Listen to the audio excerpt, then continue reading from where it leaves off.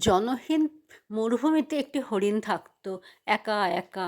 একদিন ওর মাথায় কি বুদ্ধি এলো, সে কতগুলো গর্ত করলো, তারপর মুখে করে জল এনে সেই গর্তের মধ্যে দিল। আবার ধীরে ধীরে সেখানে ছোট ছোট চারা বেরিয়ে আসলো। সেই চারাগুলো আস্তে আস্তে বড় হলো এবং স্থানটা একটা জঙ্গলে রূপান্তরিত হলো। এত সুন্দর জঙ্গল দেখে দুটো বাঘ এলো সেখানে থাকতে। তারপর আবার দুটো সিংহও এলো সেই জঙ্গলে থাকতে। হাতিরা ভাবলো, আমরাই বা কেন পিছনে থাকবো, আমরা বা কেন ওখানে থাকবো না। তাই হাতিরাও আসলো সেখানে থাকতে। তারপর আবার জিরাফরাও ভাবলো, চলো ভাই আমরাও যাই। তাই দুটো জিরাফও এলো, বললো এখানে কি সুন্দর গাছপালা, ঝাঁকে ঝাঁকে পাখি এলো সেই জঙ্গলে বাসা বাঁধতে। একদিন হরিণ আমাকে নিয়ে গেল সেই জঙ্গলে, বলল চলো আমার জঙ্গল দেখবে।